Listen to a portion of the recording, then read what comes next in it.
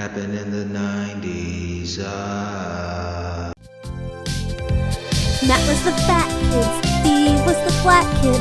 Life wasn't always great, but you know what was? The 90s. Happened in the 90s. Yeah! Now that it's allergy season, your eyes need relief from allergy symptoms. Visine AC.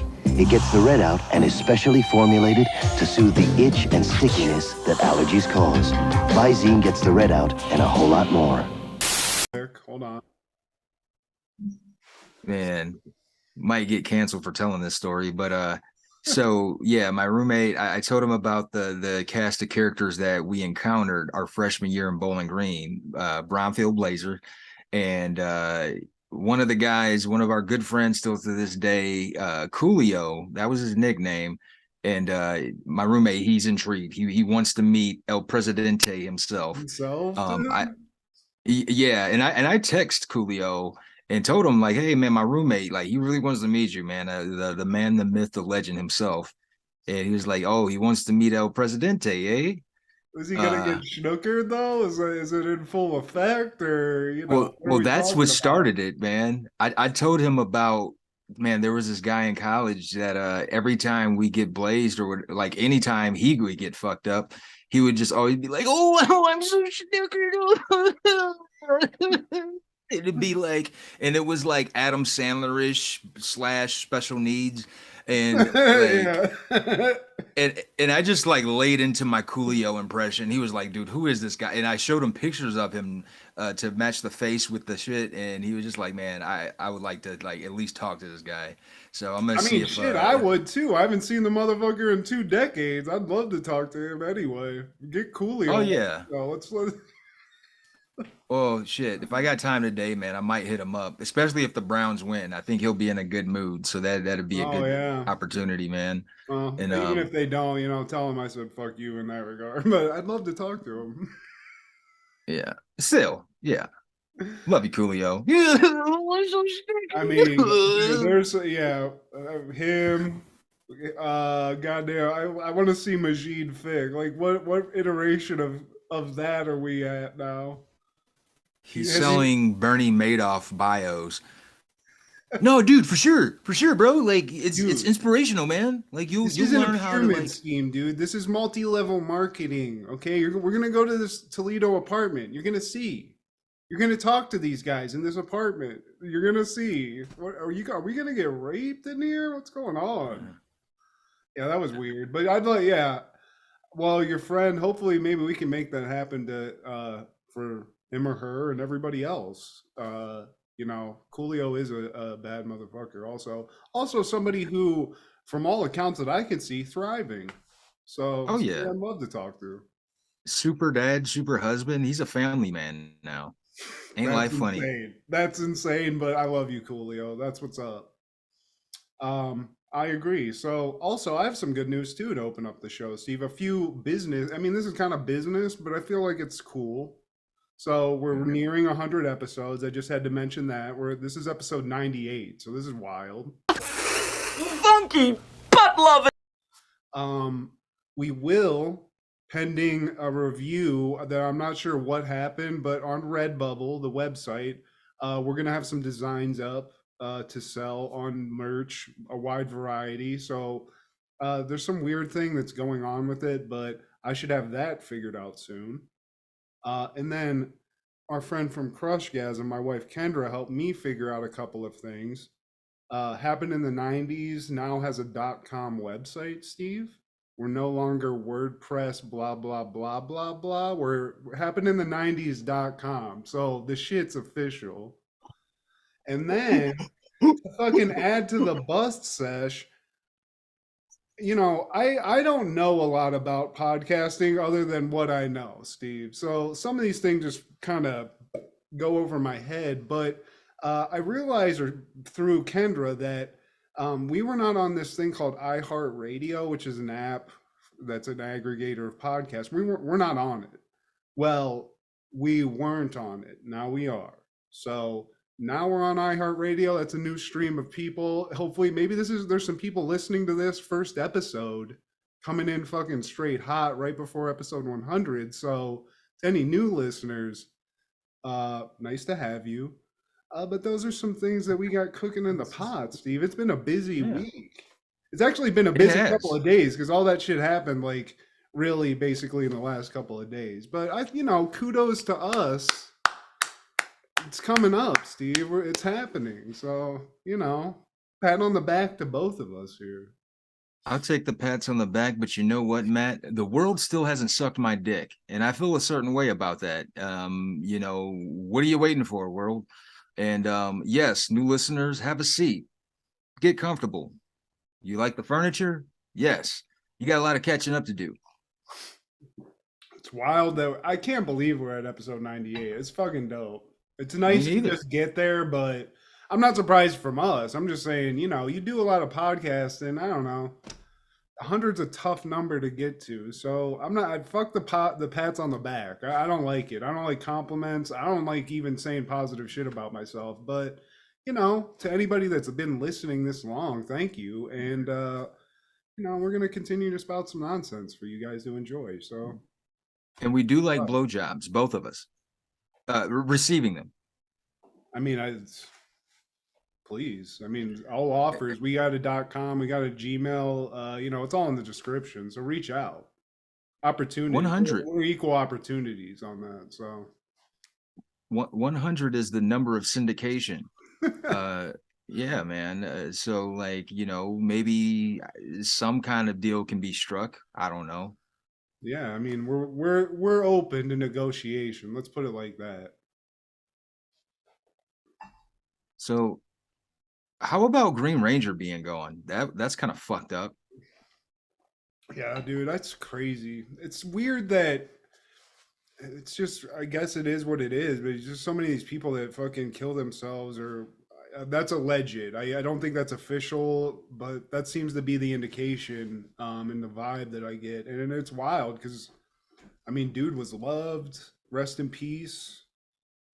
I was a huge fan. I actually saw this guy. We went to, when we lived in LA, we would go to, comic book conventions. And we actually went to a Mighty Morphin Power Rangers specific convention. And I, saw the dude, and he had mad fans, I think we were both part of that group, but yeah, dude, that's wild. It's wild. People are like, you see people and it's like, oh, they're not depressed. They got it all or whatever. They got fans. That must be dope. And it's just like, then you get that kind of news. Fucking sucks. You never know, man. So cherish the day. Like he was the people's favorite, man. And then the crazy thing is he was supposed to be just like temporary. Like that was just supposed to be like a several episode arc.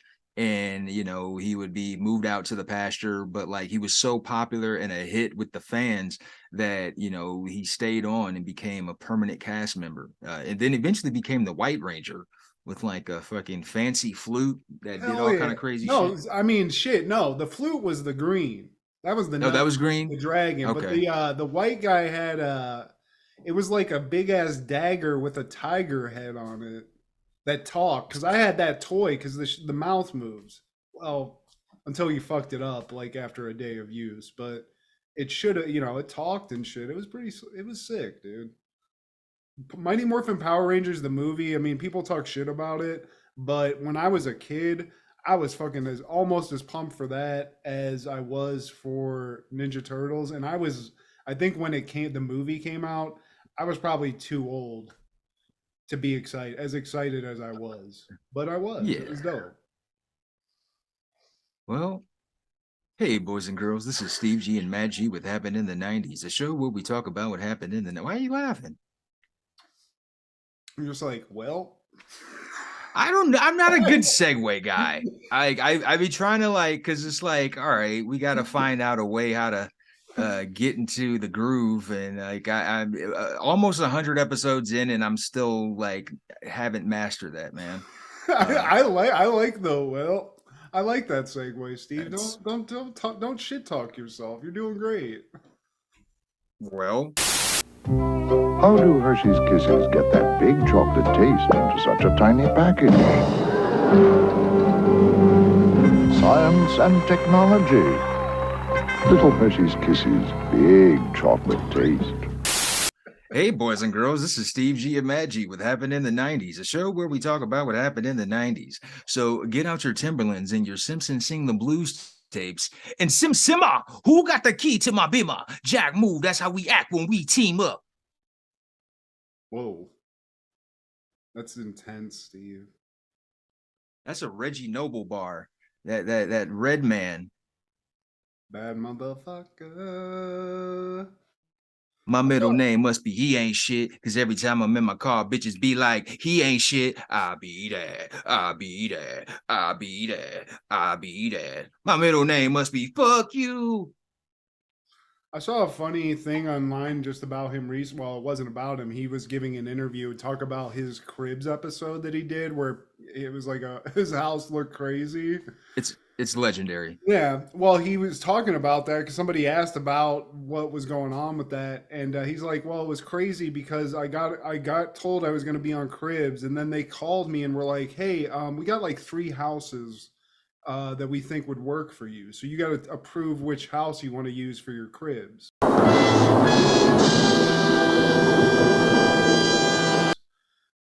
What mansion you want to use, and he was like, "That's some. Oh, this is crazy." He didn't know it was like fake, so he's like, "Man, this is fucking wild." So he's like, "Nah, that's some bullshit." He's like, "You know what?" He gave his real address for a house he owned. He's like, "You know what? That's some bullshit. I got a house for you." And then it was what it was. But I was like, "That's fucking hilarious." And he was just like, "Nah, that's bullshit." Come to Brick City. My buddy's fucking sleeping on the floor right now. We gotta rub wires together to ring the doorbell. That's so sick. Legendary, dude. He's such a badass. Today, my friend, we're talking about all things December 8th. Starting off in 1990, Saturday Night Live is airing the episode with musical guest Edie Brickell and the New Bohemians and your host, Tom Hanks. Tom Hanks, SNL legend. I mean, cemented time and time again.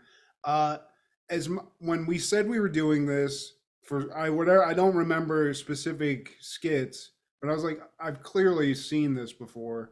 I have never seen this episode of SNL, Steve. It's all the Tom Hanks episodes that used to get replayed on Comedy Central. This is not one of them, but amazing nonetheless. I mean, this is a great episode. Not even the 5 Timers Club skit.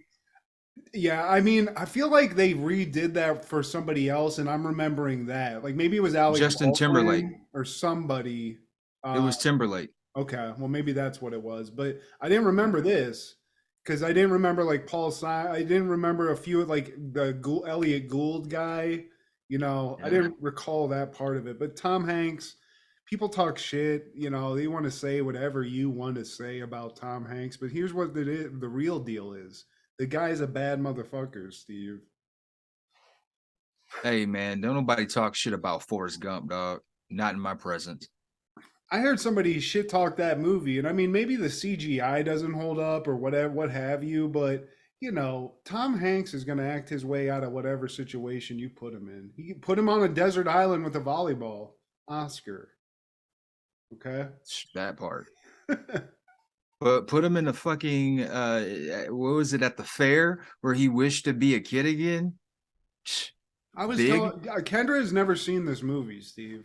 She never saw Big. As many things as she loves as, and I'm getting the eyes right now because she opened my door to tell me she's not pleased. But I'll say it. I'll go tell it on the mountain. She's never seen Big. She loves a coming of age tale. You do. But okay, it has magic, whatever the fuck. But I mean, it's weird. There's weird aspects of it. Does Tom Hanks, as an adult, but as with the mind of a child, fuck a adult woman in it? Maybe. But again, Tom Hanks successful after this. Yeah, I guess you had to be a kid. What movie was coming out that he was like promoting during this? You know, because he even makes a joke in the monologue about that. It definitely wasn't Joe versus the Volcano. That was 80s. Okay. Yeah, I mean, coming out of even the '80s, dude, the Burbs, fucking Joe versus the Volcano, the Money Pit. I mean, we can keep go Turner and Hooch. You want to cry? Actually, it might have been Joe versus the Volcano because it came out in 1990.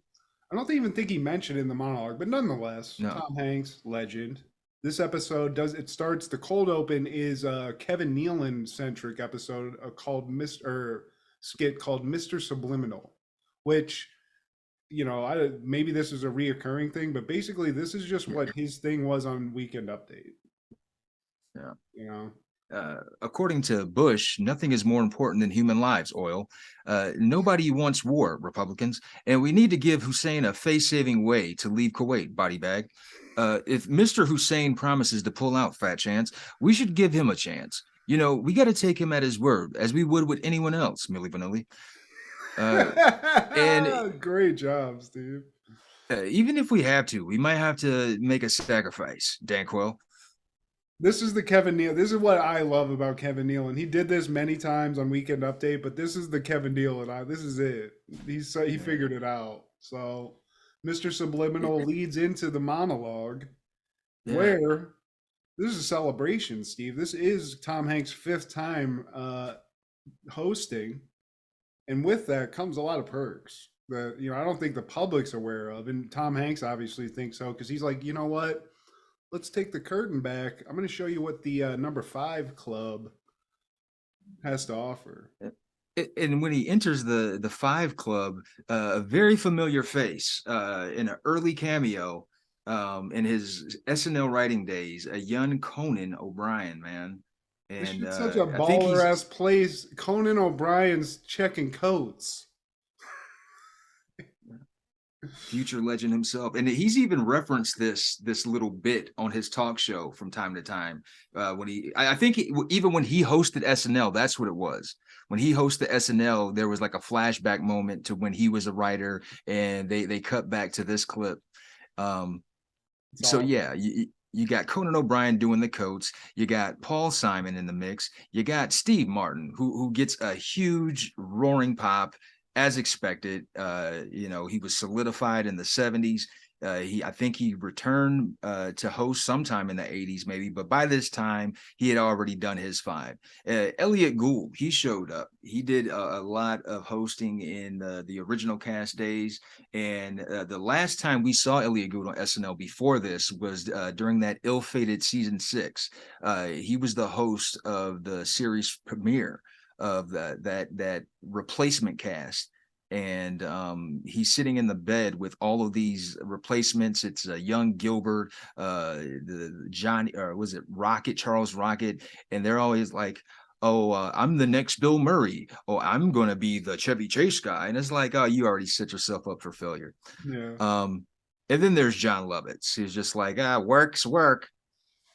Buy my book. Buy my book.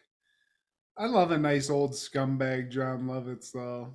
Remember what was his lie? The character, the lie. That's the ticket. Yeah, he's the waiter, Steve. He even burned his buns at some point. He has to rush out because he realizes something's burning.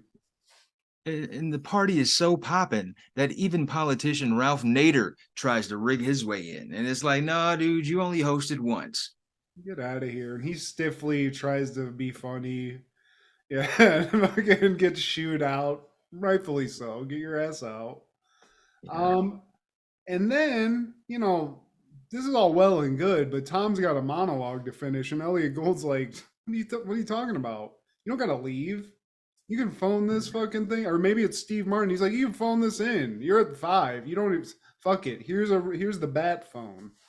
Yeah. So he says, whatever, we'll be right back. And then, that's great bonus, Steve. I'll never attain these kind of heights, but I mean, I got to say, from the outside looking in, it looks great. You don't even have to fucking host. Sit there and hang dong with fucking legends.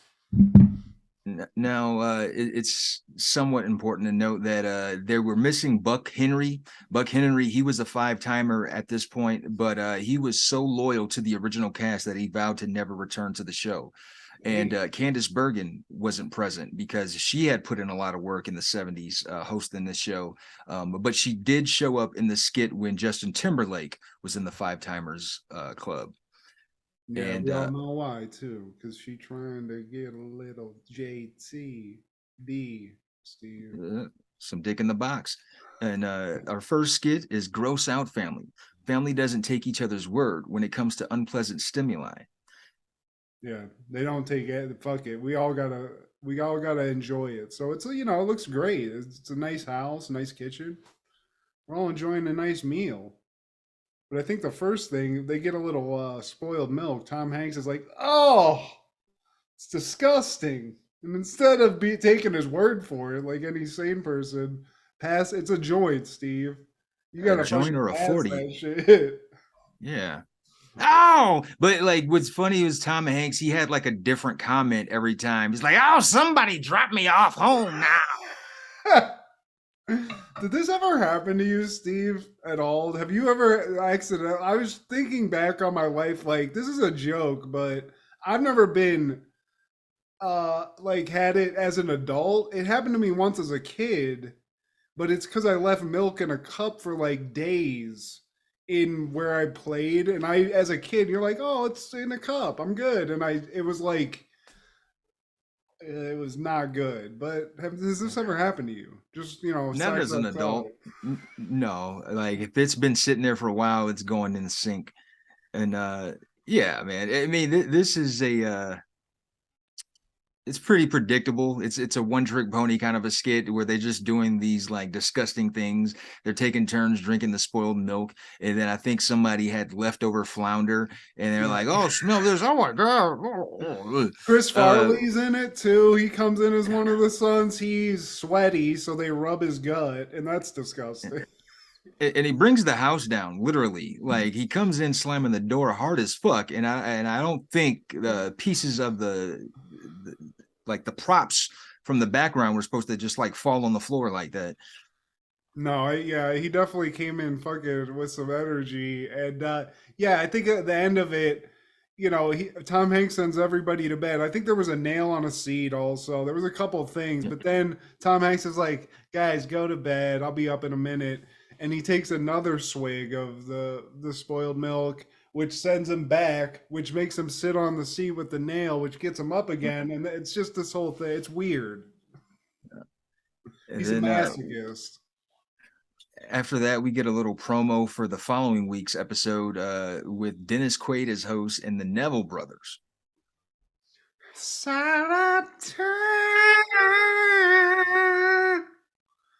I mean, Dennis Quaid, though, goddamn, how far has that fallen, Steve? Wait, I'm thinking of Randy Quaid. My bad. Yeah. Randy Quaid's trying to, like, have a doomsday prepping fucking station someplace in the desert someplace. Something's weird's going on there. Yeah, I think they're both deranged. But our next skit is Game Beaters. Mr. Short-Term Memory is a contestant. And we even get a Tony Randall cameo. It's Phil Hartman as the host, and Tom Hanks and Victoria Jackson, they're the contestants. Tom Hanks plays Jeff Morrow from San Bernardino. He's from there, and he's also from San Bernardino, California. It's nice. And he's Jeff Morrow.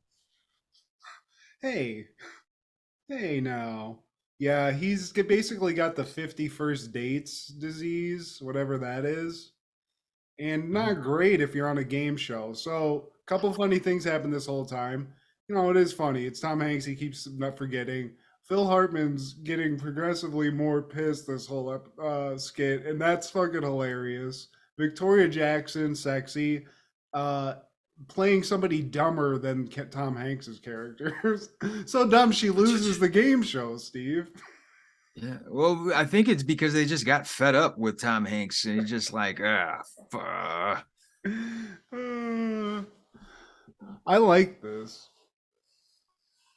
Yeah, somebody wrote France on his card, and I think that was the answer to the question. And he was just like, "Who wrote this on my card?"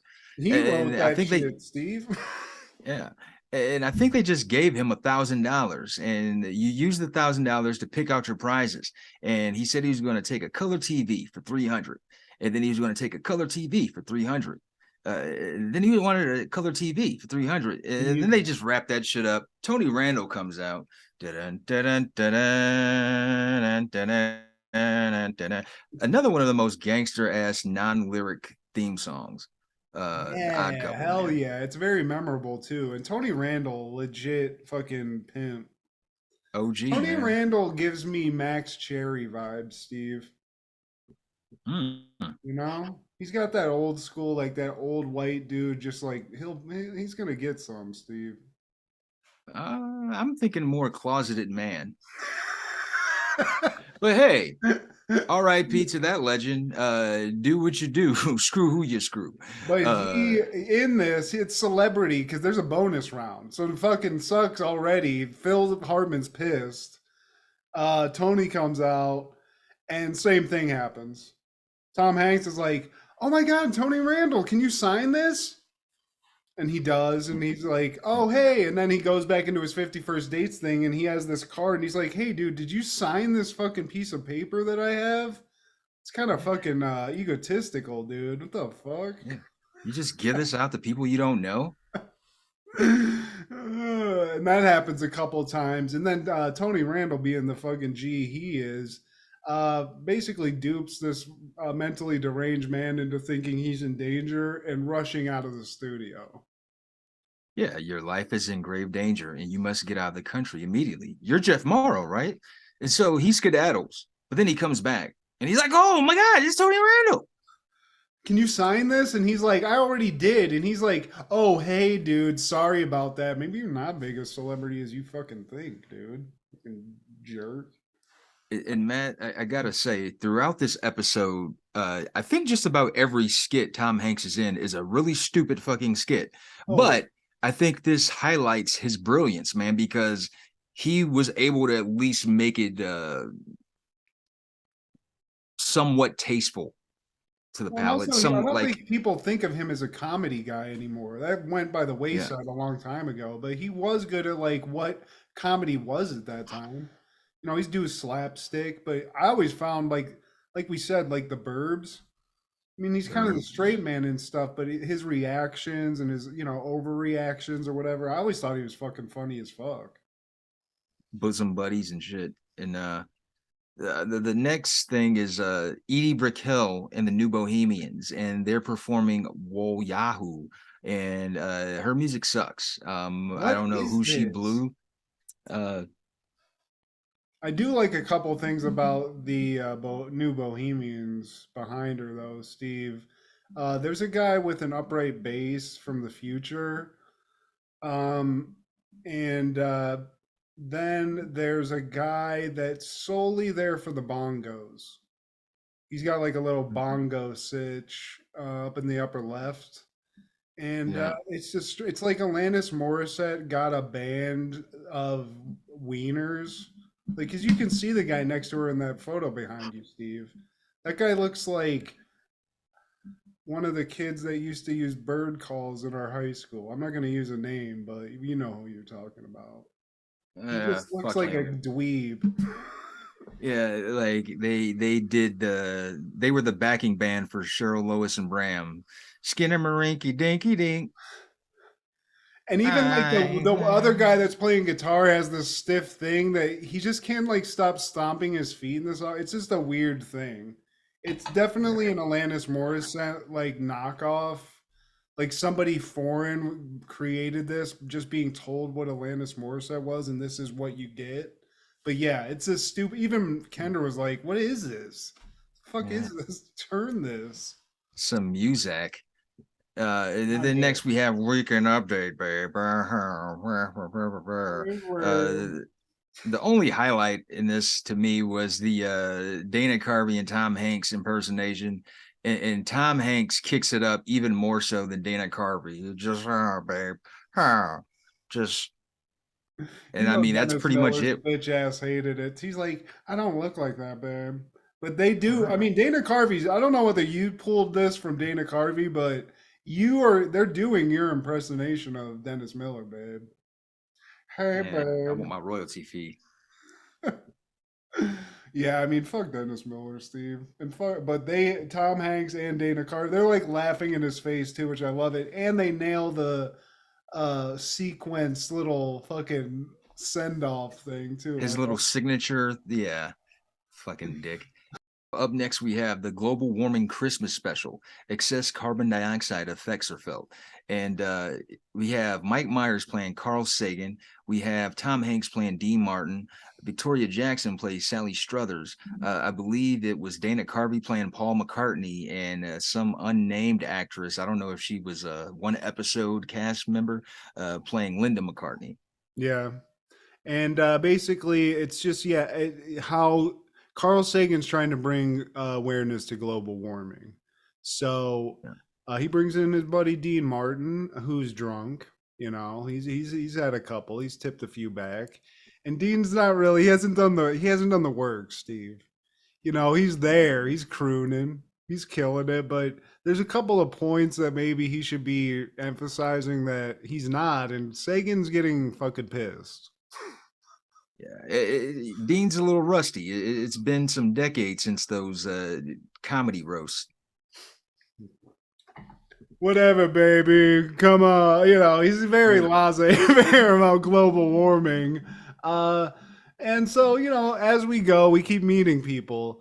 Victoria Jackson, and I forgot about these commercials, Steve, but like she's doing Sally Struthers as like herself in those heartbreaking like African commercials. In the PSAs. Yeah.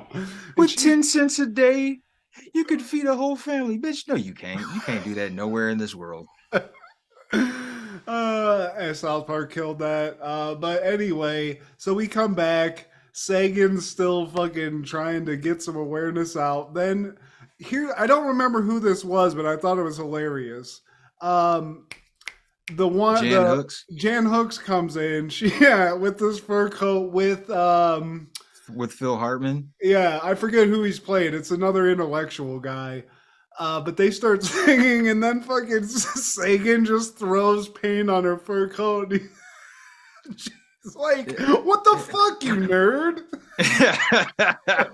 And like they did some other shit to her fur coat. I can't remember, but like the parts where they're fucking with her hand on the shit or on her hair, and she's like, "You got fucking red paint on my hair." And he's like, "Well, fur technically is not something we like either, so fuck you, bitch." Yes, her reactions are hilarious, and then I gotta give Dana Carvey, with all of his impersonations, his Paul McCartney is spectacular, man. And once again, I don't know who that lady is. I think it's just a woman who looks quite like his wife, Linda, but I don't think that's her. You know, obviously, so no. It's just a woman. It's an identical woman, probably they pulled out of some New York acting clubs or some shit. With Kevin Nealon playing George Hamilton in his bronze ass tan. He's got a very awareness, Steve, because the new celebs, who are the Rob Lowe? What are they going to do? The Rob Lowe's, Steve, the Swayzes. Who are these men going to go to tan when the world's just aflame with fucking global warming? You're not going to be able to have this fucking weird. I mean, George Hamilton, always just such a weird visual. And I mean, this is it's not even that far off. I mean, they had to paint fucking Kevin Nealon, but that's what the dude looked like, which is why his hair was whiter, I think. They nailed it, man. George Hamilton always looks like a leather suitcase. It's so weird. And people, I mean, rest in peace, I think. No, he's still with us. Oh, okay, well, hey, I guess the shit don't matter that much, Steve. If you put the right amount of fucking suntan lotion on, you can survive that. Because George Hamilton looked like an NFL football with white Ric Flair hair, basically. So it was weird. And our next skit is P-Whipped. Panelist female-dominated relationships complicate the show. And it's just a bunch of simps. Once again, it's a one-trick pony skit.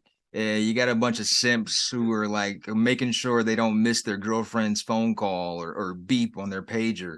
Oh my god! Before we get into it, I just got to call her real quick. just 1 minute. I'll be right back. She's gonna kill me. Like, oh my god, I could never. I think these one, it's just repetition, but it's so fucking funny, dude. Dana Carvey's funny in this. Whoever's to the left, Mike Myers, he's the one Mike that's Myers, sticking out yeah. the most. He's killing it. It's fun to see these early episodes of this cast where even guys like legends like Mike Myers and Dana Carvey, they're just playing, it's like not these like church lady and shit like that. It's these little like bit parts and sketches. It's awesome. Yeah, just being a team player for the skit. You don't always have to be the focal point. And Sabra Shopping Network, I found this one hilarious. Hosts and callers argue over overpriced duds. You call up and buy, it's no big deal. Come on. I'm going out the business. I only have one left. If I don't sell, I keep. It's that good. $190. No haggling. It is what it is. Sir, I want to get that, but is that a good VCR? Oh my God. With the same as Sony. Sony Gus. And then when it gets real bad, he calls in the big guns. Dana Carvey. I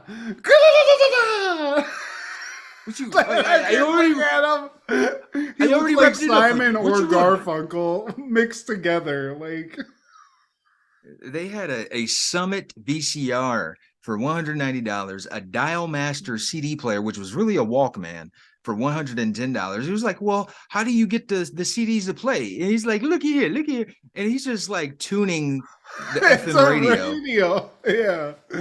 I mean, one guy calls in and is like, hey, dude, I bought something off you last week, but it didn't come with directions. So can I get those? And they're like, I send directions to you, $60. That's good. Good price. And the guy's like, wait, what? I try to teach you, man. I try to get you instructions. You want the instructions? You don't want the instructions. And then they come up with this. I don't know what the fuck this is. They call it a Canon PD35 calculator. I don't know if it's a phone, if it's a. That looks like some shit like somebody would have clocked in like a iron mill or some shit. Like that's some. I don't know. It doesn't do what they're gonna say, Steve. And like these guys are trying to gas you for $60 for some directions. How much you think that piece of shit costs? You should be able to get this shit at the Salvation Army for free. I mean, it's a paperweight. That's what it looks like. You could kill a man with that. Maybe you need to do that, but I mean, at this point, that ain't canon anything. I think you can see what it is, and it's probably some Russian shit with some lead paint on it. And this is also worthy to note that this was Adam Sandler's first appearance on SNL. He was uncredited because he wasn't a cast member quite yet. And he had been hired as a writer the previous week, and the show is starting to do with him what they had recently done with Rob Schneider and David Spade, having him make lots of uncredited appearances and sketches to test him out before eventually adding him to the cast. Damn, that's crazy. I didn't realize I was seeing that. Yeah. Yeah, but he gets brought in too when people start haggling. You can't haggle with these people, Steve, but then you can. Oh, okay. How much money do you have? How much money do you have? And once again, we have Edie Brickell and the New Bohemians performing He Said. And what I say is that the shit still sucks. Now, the next skit is Repeating Guy. And Tom Hanks seeks a psychiatrist help regarding his double take reactions. Basically, seek a psychiatrist? Yeah.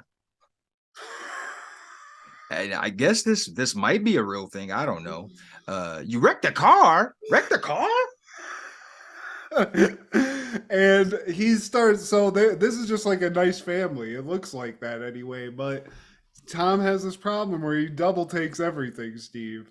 And Victoria is just giving him bad news. So, I mean, this guy has a lot of fucked up shit going on. His car got wrecked. What else happened? His kid got hit in the head with a golf ball. Yeah. And they're having fried octopus. Fried octopus? And she's like, honey, every time I say something, you repeat it and then repeat it again. So I'm worried about you. So you need to see a psychiatrist. See a psychiatrist. See a psychiatrist. Psychiatrist. She's like, see? So cut to the psychiatrist, Steve. And clear the diagnosis is basically it's pretty. This is what the accreditation of the psychiatrist was, but basically he's like, look, man, this is what happens. You're not listening. So whenever you get bad news, you have to repeat it and then yell it. So maybe just try listening. And he has to like listening. Yeah. Yeah. See? Oh. Are you getting it? You just gotta try a little bit harder, bud. So cured, Steve. He's cured basically, or so we think. But then we come back to his house. He's getting some bad news again. And he's like, what do you We have a live camel in the backyard. great. I guess we could just find ways to feed it. And by the way, our house is made out of exploding wood. Yeah, well, we'll just have to get a new house. But see, Steve, this is where this is the magic and mystery of being married. The tastes change. What one day they want, the next day maybe not. So he's done the work. He's changed. But Victoria Jackson is like, honey, it's just not the same. I don't like the new you. It's just not the same. It's just not the same. So he says one thing, he double takes again real quick, but then the house explodes. Yeah. Wah. And then now we have a Christmas message from A. Whitney Brown, and I didn't listen to any of that shit because A. Whitney Brown segment on SNL is kind of like a Greg the Hammer Valentine match. Oh, it's time to warm up the pretzels. Yeah, that's a great fucking analogy, Steve. But if you did listen to it, chilling. Because to me, what I see when I look at A. Whitney Brown is a pedophilic murderer, possibly, or somebody who is at least a serial killer in the making. And A basically, character on Fargo. exactly, somebody who's hidden a body, if nothing else. So basically, what he's doing is he's like, you know what, we're at the holidays, and you know what I love to do, and he basically describes the act of cutting down finding and getting a new Christmas tree, like cutting it down, as if you were talking about hunting a human and killing them. And it goes right along with what we're saying. He's a creep. And that's basically it. He wishes everybody a happy Christmas and blah, blah, blah. After basically, I think, describing a murder he's done. So, weird. And on that same day in 1990, oh, actually, I'm sorry, we didn't do our closing segment where he says his good nights and everything. And something I noticed about this good night segment, he said thank you to Steve Martin, Paul Simon, Tony Randall, Edie Brickell, all that. And I noticed a disgruntled Chris Rock. He did not move. Obviously he might stand out because he's the sole black guy on a lot of these episodes in the closing credits. But I sense the stuff that we know now that he's told over and over again, his frustrations being an employee here, as like, oh, it's kicked in now. He's feeling it. Yeah, he has to like politely shake Edie Brickell's hand, and he's like, so you noticed that too? Oh yeah, I was like, he looks visibly unhappy, so it's pretty obvious. Because we didn't see him the whole episode. It's like, and everybody else, like the hitters that we know, like even Farley got 2 cameos in this that he blasted out of the park. So it is weird, but yeah, clearly he had a bad taste in his mouth for sure. Yeah. Now, on that same day in 1990, the final episode of Wise Guy airs on CBS. Vincent Terranova is an agent with the Organized Crime Bureau, infiltrating dangerous criminal organizations, struggling to remain true to himself while becoming close to the criminal leaders he has sworn to bring down. And it stars one of the recurring actors on the show was your boy, Manolo from Scarface. Was that his name? Stephen Bauer, dude. Stephen Bauer. Yeah, he played a bit part on Wise Guy, and I remember hearing about the show, but it was too grown for me. We were what, 7 at this point. But it came out in the Wise 80s. Guy, fucking Brickell. This is a fucking salt, the gravy, Steve. That's what the show was. It was just Goodfellas light. It sounds like with Stephen Bauer, which is weird. Well, he wasn't the star, but Kevin Spacey, this is one of his early acting roles as well. He was a main actor in here. And Jonathan Banks from Breaking Bad, who is my favorite character on Breaking Bad. He plays Michael, the older guy that, Oh, yeah. damn. I like that guy. Yeah, fuck yeah. And he was the villain in the first Beverly Hills Cop. You know what? You're right about that. I mean, that guy was pretty prolific way before Breaking Bad, yeah. He is a bad motherfucker. I like an old tough dude. And that's Jonathan Banks, man, to the T. And in 1993, on December 8th, 6 Degrees of Separation premiered in theaters. An affluent New York City couple finds their lives touched, intruded upon, and compelled by a mysterious young black man who is never quite who he says he is. Directed by Fred Shepsey, starring Stockard Channing, Will Smith, Donald Sutherland, Mary Beth Hurt, Bruce Davison, and Ian McKellen. Damn, even Ian McKellen got into this. I've never seen 6 Degrees of Separation, Steve. I remember seeing 6 Degrees of Separation when it would be free Showtime, free HBO time of the month or whatever. And I knew nothing about the backstory. I just said, oh, cool, a Fresh Prince movie. Whoa, I'm watching. Wait a second. Yeah, I watched, and because, you know, it's Will Smith, man. Yeah, dude. You break down exactly what this mysterious black man is doing in these people's lives. Like, is he just like a Bagger Vance of life, basically? He's a con man. Well, 6 Degrees of Separation was initially a play, and the guy that it's based on, he actually died of AIDS in the 2000s, and he would go around telling people that he was the long lost son of Sidney Poitier. And you know, the couple found him intriguing, and he's just telling them bullshit after bullshit, like he's friends with Mitty Greens, and like so I don't remember how with Vic Damone, but Will Smith is saying he's Sidney Poitier's son. Same deal. Yeah, exactly, man. And so I'm watching this, and I'm at my grandma's house. You know, it's like, okay, it's Will Smith, Fresh Prince, get jiggy with it. And then there's a scene where Will's character is fucking a man, and he like I think it was Donald Sutherland maybe that walks in on Will Smith. Yeah. Will Smith's character having sex with another guy. Was like, whoa, funky butt loving. Whoa, this isn't Fresh Prince ish. This is a story about something else, I think. Now, yeah, did get flipped, turned upside. Yeah. Hey, I've never seen it. When people talk about Will Smith's career, I think obviously they reference this as an early movie he's in, but yeah, I didn't check this out. Yeah. In 1995, Father of the Bride Part 2 premiered in theaters. George Banks must deal not only with his daughter's pregnancy, but also with his wife's. Directed by Charles Shire, starring Steve Martin, Diane Keaton, Kimberly Williams, Kieran Culkin, George Newbern, Martin Short, Eugene Levy, and B.D. Wong.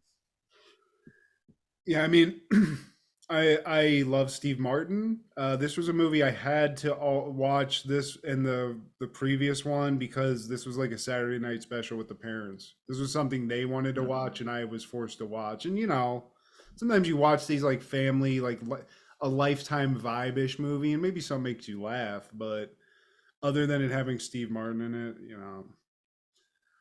Can't go wrong with some Steve. And word that happened in the 90s.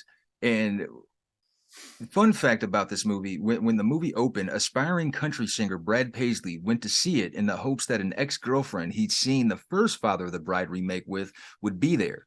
She didn't show up, but as he told an Atlanta radio station later, he sat in the theater watching the lead actress and thought to himself, I could marry a girl like her. A few years later, he not only married a girl like her, he married that particular girl, actress Kimberly Williams Paisley. Great ass! Oh, wow. Brad.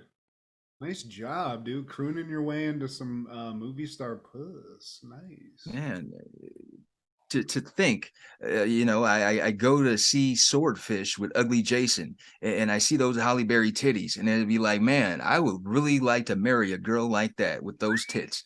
And fast forward 2 decades later, I'm Mr. Steve Barry. Or you go see Wild Things and you're like, man, I just want to be Matt Dillon. And then, a couple years later, you find yourself smack dab in the middle of a three-way with Denise Richards and Nev Campbell. And you're black. That's Matt Get It.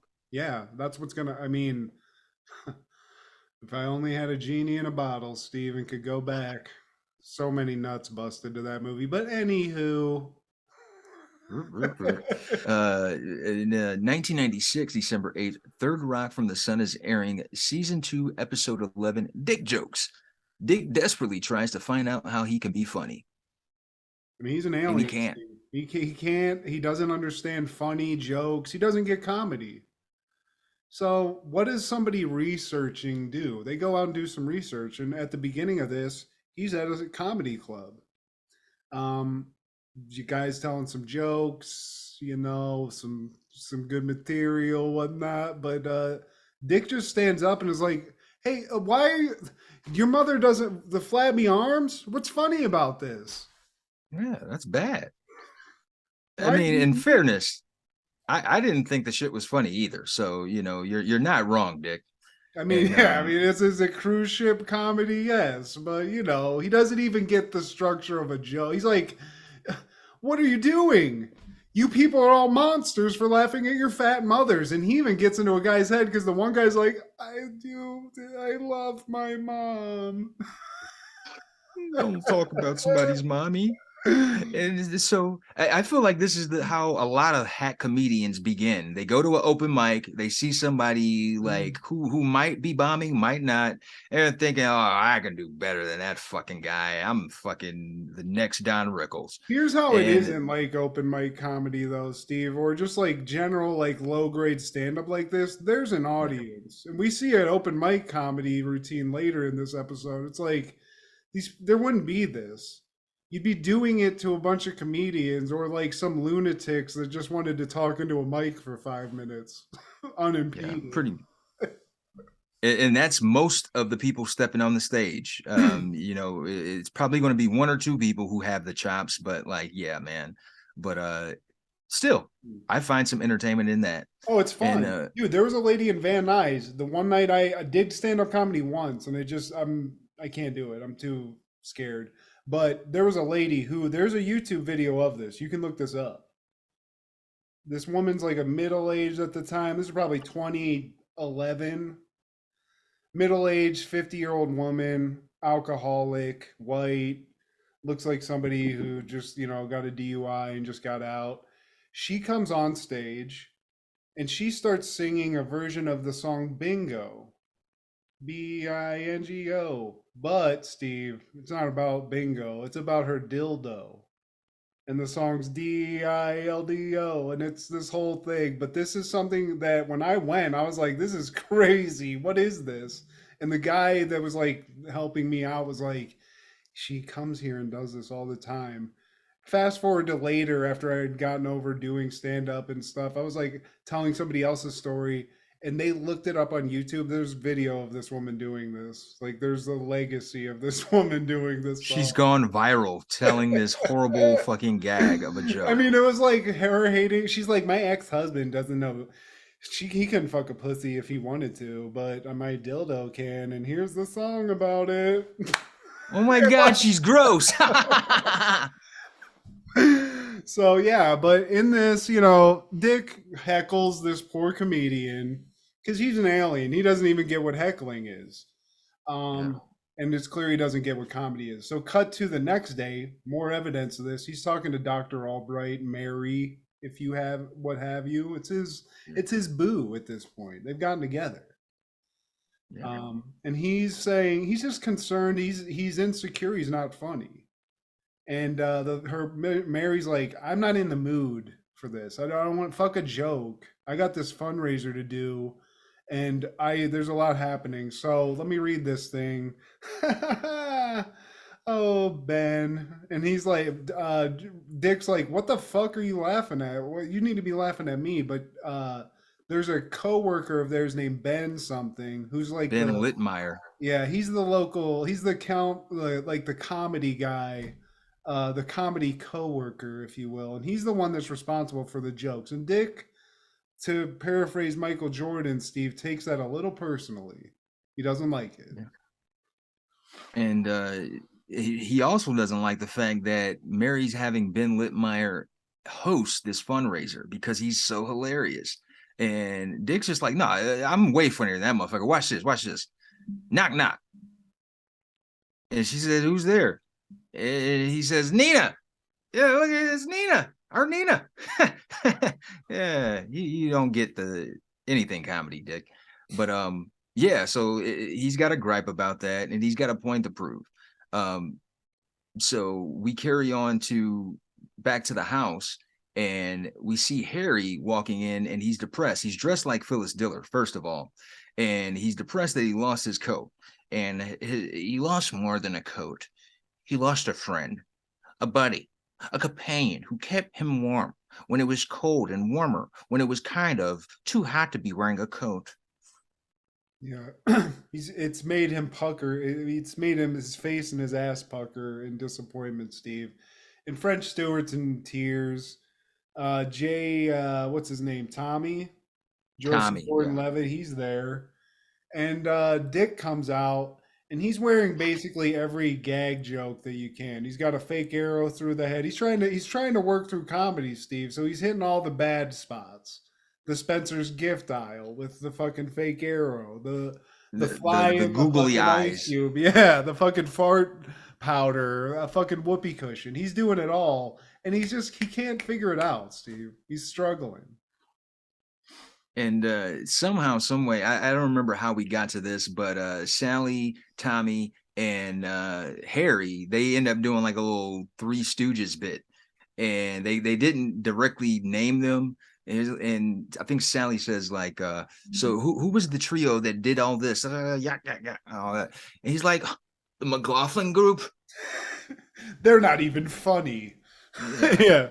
And they also, because like basically these people are all aliens, so none of them really get comedy.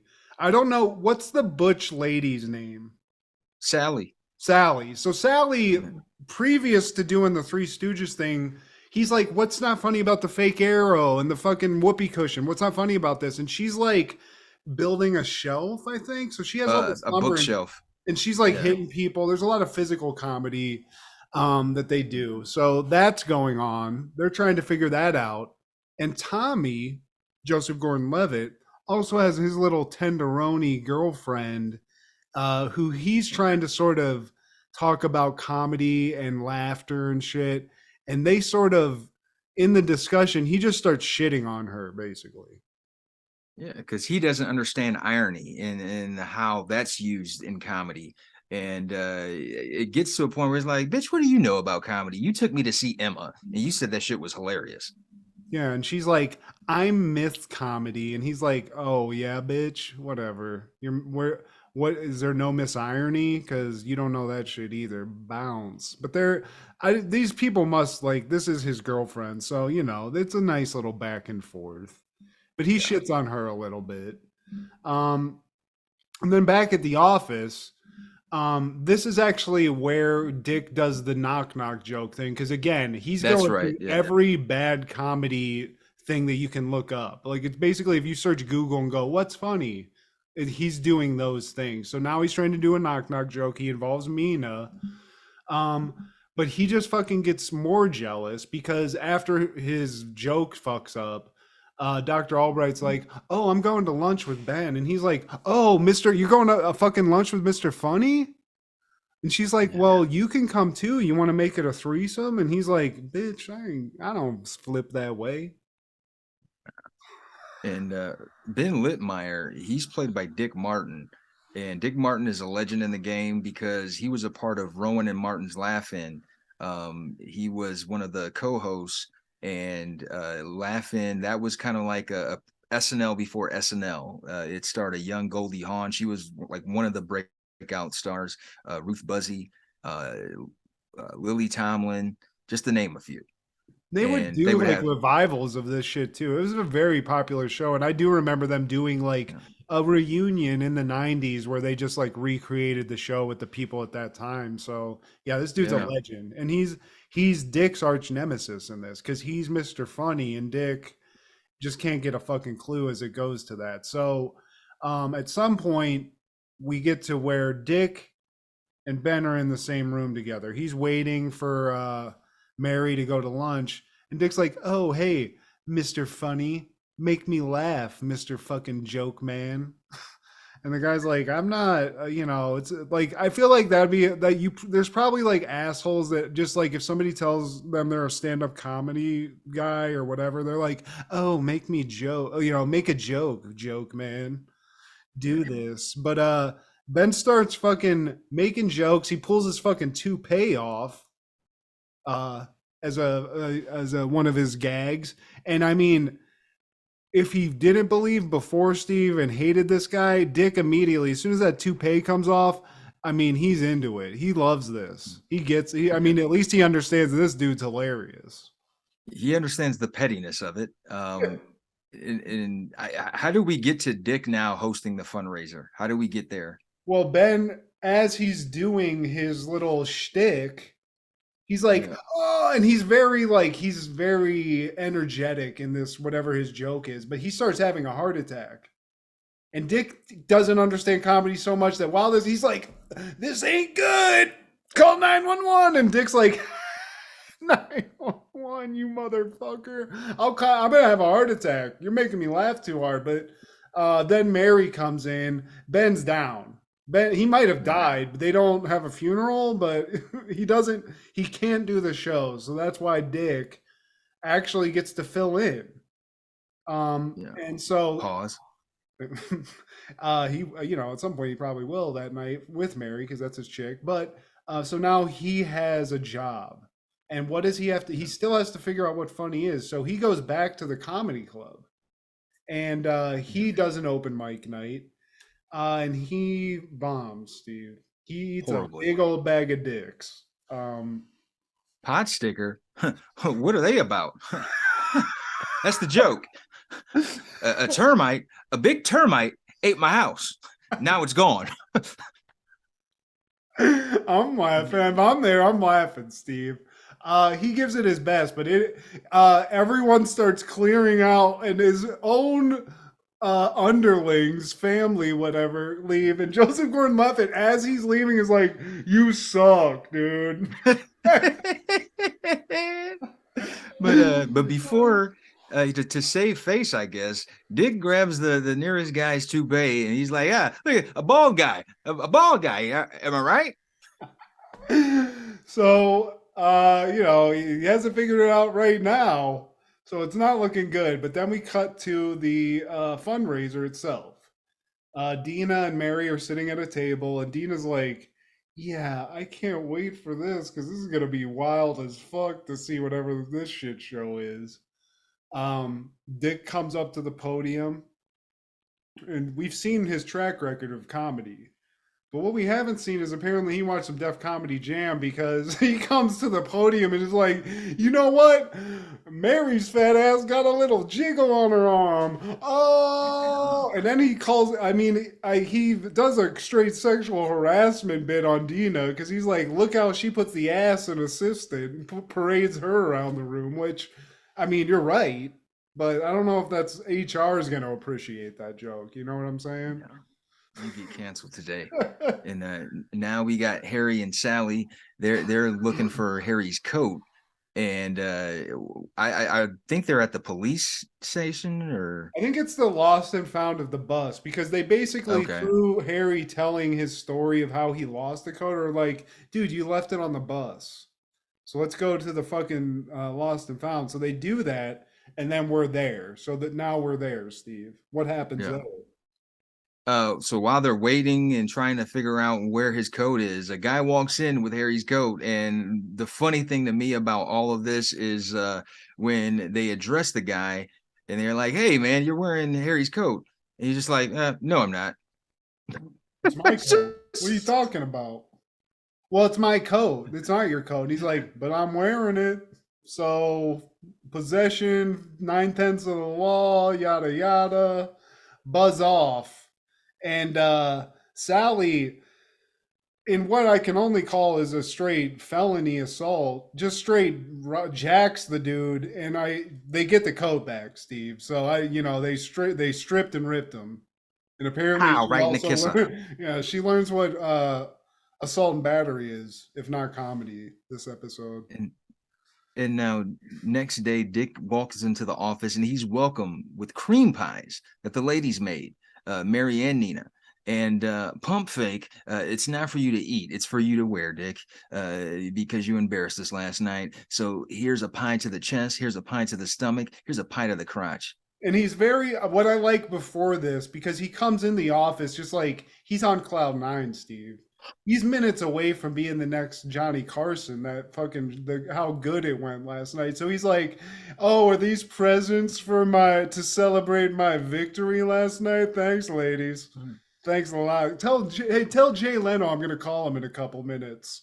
It's like Letterman in town. You ain't call me. But yeah, they fucking pelt his. They even throw two on his ass cheeks, Steve, and then he just is covered. He looks like he got gushed on, and he's got a class to teach, I guess, all cream pied out. Pause. Yeah. And we got the closing scene where they're sitting on the roof of the house. And Dick says the feeling of making someone else laugh is remarkable. It's like you're getting in their head and tickling their brain. Imagine how different war would be if everyone would be armed with jokes. And Sally's like, but they could still have guns, right? Just in case, after all that laughing, we here to kill. And Tommy says that humor is subjective. And by that, he means when the people weren't laughing at Dick's jokes at the comedy club, he found that funny. That shit was hilarious.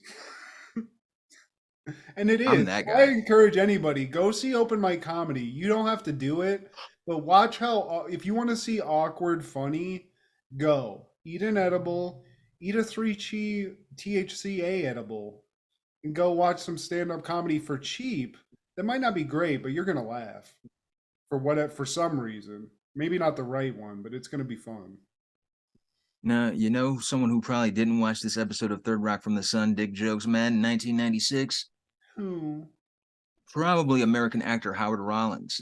If you were watched by grandma a lot back in the day, you would recognize his face, and it would help that if it wasn't cut off in the background. But Howard Rollins, he was in the Heat of the Night, which was a staple in the 90s, heavily syndicated throughout the afternoon with Carol O'Connor, Archie Bunker, and he was the black guy in the TV show. Like, I know there was a In the Heat of the Night movie back in like the 60s or 70s, but he was also in Roots, The New Generation. He was in A Soldier Story, which is really good. It was a young Denzel, and David Allen Greer was in it, and Robert Townsend. But he's mostly known for his time on In the Heat of the Night. In the fall of 96, Rollins was diagnosed with AIDS. And 6 weeks later, he died at St. Luke's Roosevelt Hospital in New York at the age of 46 from complications from lymphoma.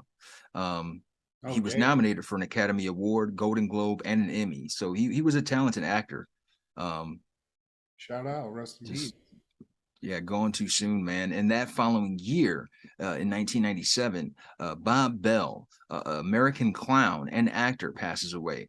And Bob Bell is mostly known as the Bozo the Clown fella.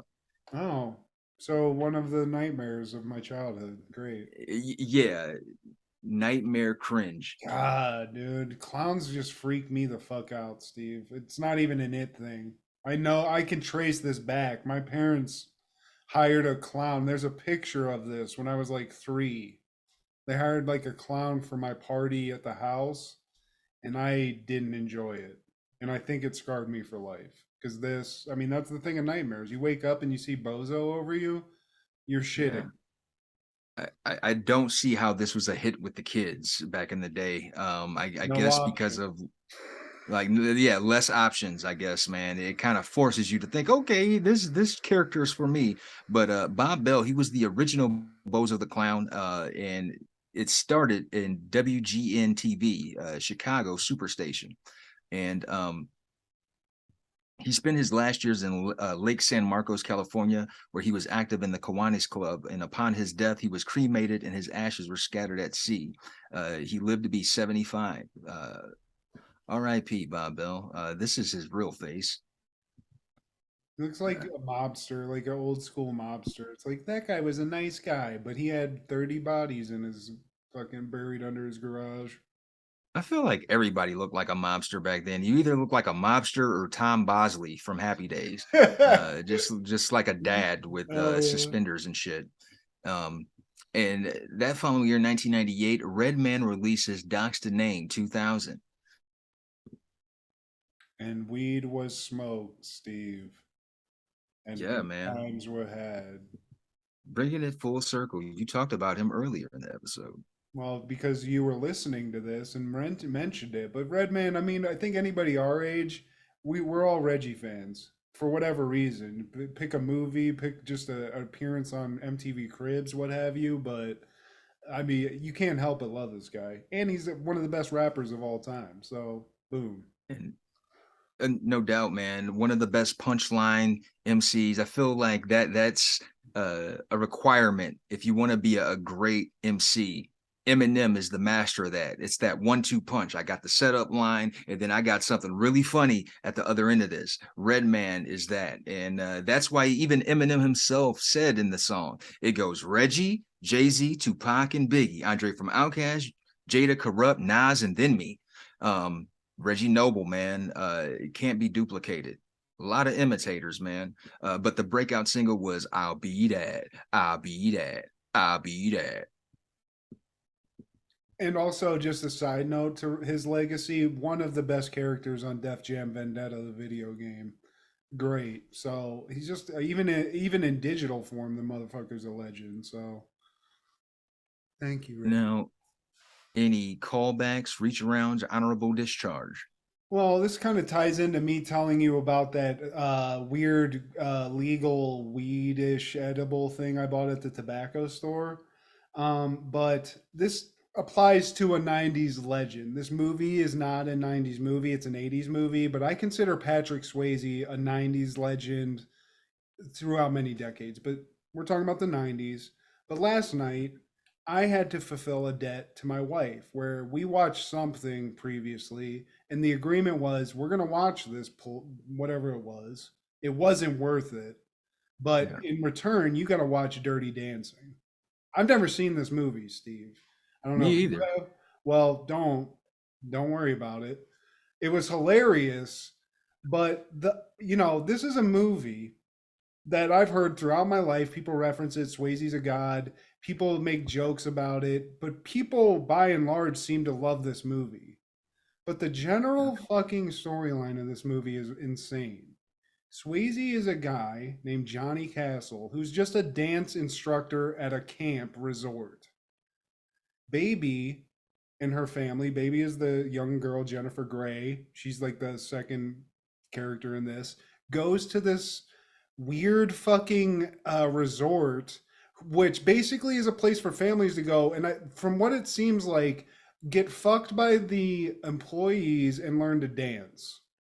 There's a lot of weirdness, but this movie is essentially Swayze getting involved with this young girl who I'm not even sure is of legal age. She's graduating and going to college, but I was 17 when I graduated, Steven, so I don't know. But this was a different time. Yeah. He fucks a guy's daughter. There's an abortion thing that goes haywire with some nutty back alley abortion that's part of it. And there's a lot of things that are insane about this movie that if you eat it on the right amount of weed, makes it one of the funniest experiences of all time. Is it a good movie? Absolutely not. But is it hilarious? Yeah. Because there's a lot of this. There's like Grease. There's movies where they do unnecessary explanation and stuff. So there's a guy who's like at one point talking to Jennifer Grey, who's just a person that's staying at this resort. And she's talking to the employees. And the guy's like, that's my cousin Johnny Castle.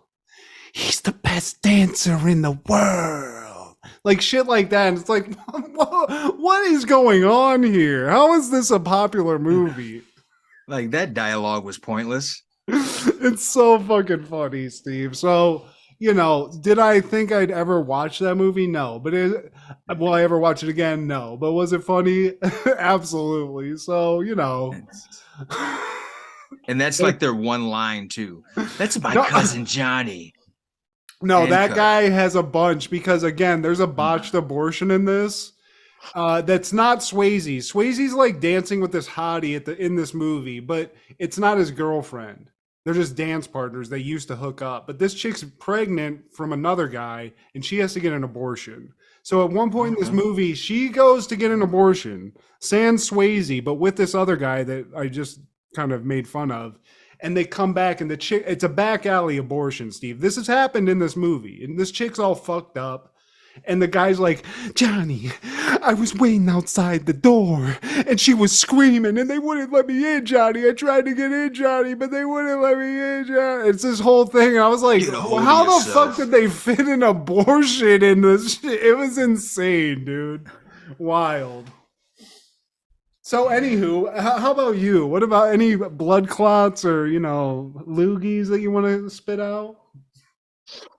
Smells good. But the only thing I have this week is keep an eye out and ears out for our 100th episode. It's been an honor, my friend, and man, here's to many more and a lot more other things to get involved with, man.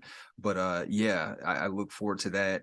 And it's what we're 98, episode 98. Yeah. So time moves fast when you get old and you're trying to figure life out. Yeah, that's for fucking sure. Hell yeah. I think a lot of people that are our fans or people that love the shit we talk about can sympathize with that. Yeah, man. We're gonna have pyrotechnics, prostitutes, live a big ass pile of cocaine, live rhinos. I think we cleared the deal with the what was the gorilla that got killed? He went viral. I think we got his son. Yeah. We're having that donkey show too. Live donkey show. You can't miss the donkey show. Man, the reach arounds. I didn't know there were so many different alternatives of getting to that other side. But please like, share, subscribe, and comment. Just miss us with the weird shit. Some of the things, and I appreciate the attention that you give us, but like I try to decipher the things that you write sometimes, people, and I don't think you understand subject verb agreement. But we still love you anyway. Please check out Over the Culture, Crushgasm with Kendra every Wednesday, B3F Podcast with Joey and Steve, and Don't Worry, Be Movie with Amanda and Wade. This is Steve G and Matt G with Happened in the 90s. You want to buy this VCR? You don't like it, so what? Buy it!